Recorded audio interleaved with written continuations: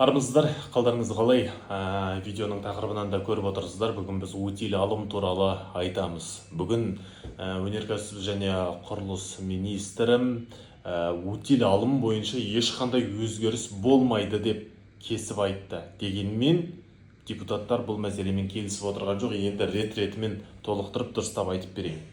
Естеріңізде болса, бұған дейін мәжіліс депутаты журналист Нартай Аралбайұлы депутаттық сауал жолдаған болатын үкіметке. Қазақстанның азаматтары неге жақсы, сапалы, арзан көлік мінбейді? Біз өзіміздің азаматтарымыздың жолын өзіміз кесіп отырмыз. Утиль алымды арзандатыңыздар деген мәселені көтеріп үкіметке сауал жолдаған еді. Кейін бұл мәселемен Нартай тоқтаған жоқ. Арнайы жиын өткізді. Ол жерге жауапты министрлік өкілдерін шақырдым. Және осы утиль алым мәселесін көтеріп жүрген белсенді азаматтарды шақырып, барлығы бірге отырып мәселені талқылады. Енді тура осы кезде айтулары бойынша осы өнеркәсіп министрлігінен басқаларының барлығы утиль алымды арзандатуға қарсы болмаған, тіпті қолдаған. Сол кезде бірқатар министрліктің өкілдері келді, депутаттар келді. Сол кезде жаңа талқылай келе, шын айтқан кезде утилизациялық алым мен кәдеге жарату алымы дейді ғой, және алғашқы тіркеу сомасына тірелген кезде мәселе ол жерде белсенділерде болды. Осы мәселеге жауапты үкімет мүшелерінің нақтылы аргументтері жоқ екеніне көзіміз жетті. Ол аргументтер баяғы жаңағы менің қолымда енді хаттары да бар, өздеріңіз де жаңа естіген шығарсыздар. Қоршаған ортаның ластануын шектеу, өнеркәсіп дамыту, инвестициялық жағдайды жақсарту, экологиялық проблеманы шешу. Содан кейін шет-шетінен айттық. Бірінші экология министрлігінен айттық. Сіздер 2019-да утиль алыммен алғашқы тіркеу кірді ғой? Кірді. Содан бері Қазақстанның экологиясы қаншалықты жақсарды? Білмейді. Есептейтін арнайы құрылғы жоқ. Қазір жыл сайын экологияға тасталып жатқан лас қалдықтардың 85% зауыт фабрикаларына тасталады. Қалғаны жаңа жеке тұрғын үйлер, сосын көліктер. Біз айттық, нақты есебі болу керек. Жылына мынанша тонна тасталатын еді, біз утиль алымды енгіздік, көліктер жаңарды, содан кейін мынанша болу керек дейді. Онда есеп жоқ. Бір. Екіншіден, ішкі істер министрлігінің өкілі келді. Қазір 5 миллионнан астам машина бар дейді. Соның 3,5 миллион дайыны 10 жылдан өсіп кеткен, оның ішінде 2,5 миллионы 20 жылдан асып кеткен. Автопарк жаңарған жоқ деген ресми дерек. Оны көлік министрлігі дейді. Ары қарай ауыл шаруашылық министрлігі жауап берген кезде айтты, біз мүлдем ауыл шаруашылық техникасына утиль алым алғашқы тіркеу деген төлемдер енгізілуіне қарсы едік басып өтін дейді. Әу бастан қарсы болды, бірақ амал жоқ. Өнеркәсіп министрлігі мына арнайы тарифтерді шығарып, содан кейін енгіздік дейді. Амал жоқ дейді. Одан кейін қаржы министрлігінің өкілдігі келді. Қаржы министрлігі ол айтты, анау алғашқы кедендік кесте деген бар ғой, мен айтқан. Сол бойынша айтты, кедендік кестенің бағасының сәйкес келмейтінін мойындады, және мынау Қазақстанға келгенде 3 жыл шығарылған болса, 3 жыл толмаса, ол жаңа алғашқы тіркеусіз, одан кейін тіркеулер болады ғой. Соны әу баста талқылағанда біз 7 жыл деген шек қойғанбыз. Оған да көнбедірге мәселені айтты. Сонда мен жаңа айтқаным сол, барлық министрлік өкілдері барлығы бірдей бұл төлемдердің төмендеуін құптап отыр. Қарсы емес. Жалғыз ғана өнеркәсіп министрлігі таландап тұрып алды. Өнеркәсіп министрлігі. Осы жиыннан кейін енді өнеркәсіп және құрылыс министріне жиында болған өкілдеріне Нартай айтады. Сіздер қарсысыздар. Енді неге қарсысыздар? Түсіндіріп беріңіздер. Мүмкін сіздердікі дұрыс шығар. Мүмкін мен бір нәрсені дұрыс түсінбей жатқан шығарым. Аргумент келтіріңіздер дейді. Ресми хат жолдаңыздар дейді. Ресми хат та болмайды, аргумент та болмайды. Содан күні кеше қайтадан осы министрлікке хабарласады депутат. Айтады, егер де сіздер маған нақты жауап бермесеңіздер, ертеңіне сіздердің министрлеріңіз бізге мәжіліске келеді, жалпы отырыс кезінде мәселені қайтадан көтерем дейді.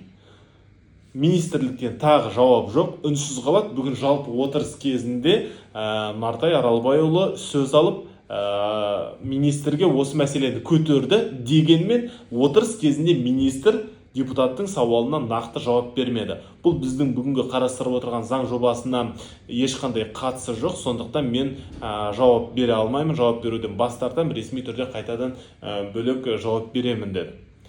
Осылай құтылып кетті. Бірақ министр кулуарға шыққаннан кейін журналистер оны қойсын ба? Министрден қайта сұрады.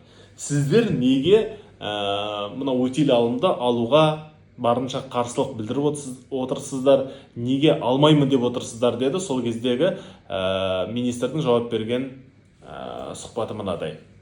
Утиль сбор туралы қазіргі таңда біз ешқандай өзгеріс жасамаймыз.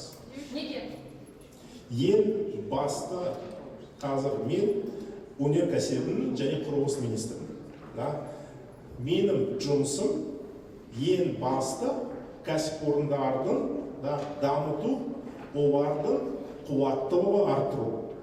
Қазіргі таңда Қазақстанда 2 автокөліктің заводтарды салып жатырмыз. Қаншама адам жұмыс істейді автокөлік өндіретін саласында. Оны ешкім санамайды. Ең алдымен қазір бүкіл противостояние қазіргі таңда ол неге байланысты? Мысалы, 2 завод қазір құрылып жатырмыз. Осы Киев заводты 2025 жылдың ортасында аяқталамыз. Басқа заводтың қазір Алматы қаласының қасында 90 мың көлік өндіретін заводты салып жатырмыз.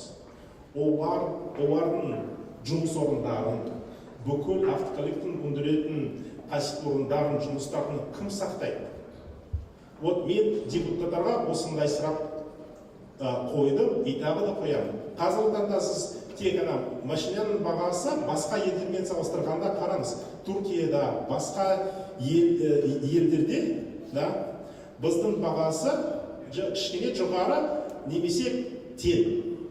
Сонымен өзінің кәсіпорындары, өзінің Қазақстанның азаматтары, жұмыс орындары сақтау үшін менің ойымша бізге кішкене протекционизм жасауымыз қажет. Рахмет.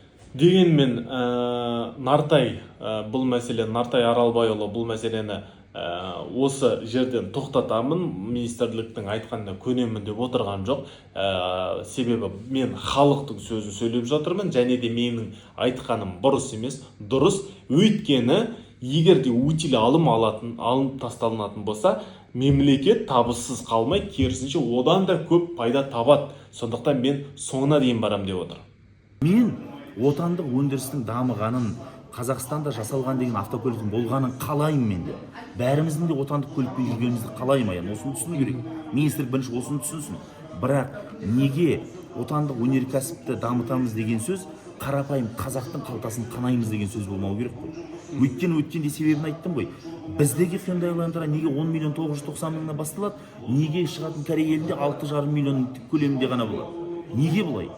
Мен ойлаймын, осы төлемдерді біз түсіретін болсақ, анау жалпы төлемнің бағасы түскенмен, көлемімен, санымен автокөліктер біз одан да еселіп салық аламыз қажет болса. Өйткені көлік дегеніміз келген кезде не? Көлік көбейсе, жаңа көлік көбейсе не болады? Ол жаңағы утил алыммен, алғашқы тіркеумен тоқтап қалмайды ғой. Ол жанар-жағармай, ол бензиніңіз, ол ауыстыратын майыңыз, ол басқа да детальдарыңыз, ол кейде айыппұл жасап жатады, салық төлеп жатады. Бұның бәрі қосымша ақша ғой. Бұл бірнеше жыл бітпейтін түсетін ақша ғой қажет болған жағдайда. Мінекей сондықтан осы мәселенің әрісін ойлап бір шешімге келу керек деп ойлаймын. Министр Шарапаев енді жаңа өзі уәде еткендей келіп, нақты бір шешім ұсынады деген ойдамын. Алда бұл мәселе қалай, қай жақта қаншалықты дұрыс шешілетіні белгісіз. Қазіргі уақытта әр түрлі нұсқа бар. Соның бірі утиль алым толығымен алынып тасталуы мүмкін. Бұл нұсқалар әзірге айтылып жатқан нұсқа толық алынып тасталуы мүмкін. Бірнеше пайызға, мысалға 50% қысқаруы мүмкін, 40%, 60% арзандауы мүмкін деген нұсқалар бар. Бірақ бұл әлі мемлекет тарапынан қаралып та жатқан жоқ. Қалай болуы мүмкін дегенге мамандардың айтып отырғаным. Және де үшіншісі, белгілі бір санатқа жатқызылатын көліктерді Қазақстанға утиль алымсыз кіргізуге рұқсат берілуі мүмкін деп отыр. Ол қалай? Ол мысалы ауыл шаруашылығына қажетті техника, тракторлар, комбайндардың утиль алымы алынып тасталуы мүмкін. Себебі бұл біздің Қазақстанға керек дейді. Кейбіреулері мынау қазір Қазақстандағы транзиттік әлеуетті арттырамыз деген мәселе көтеріліп жатыр ғой, шығыс пен батыстың арасындағы жол боламыз деп. Сол үшін үлкен жүк таситын көліктерді, фуралардың утиль алымын алып тастау мүмкін дегенде нұсқалар айтылып жатыр. Және де ең соңғысы мынау азаматтарымызға барынша ыңғайлы жағдай жасап, утиль алымды барынша азайтады немесе алып тастайды деген, ол жеңіл көліктерге де қатысты деген нұсқа бар. Енді мәселенің қалай шешілетінін уақыт көрсетеді. Әзірге екі тарапта бір мәмілеге келе алмай отыр.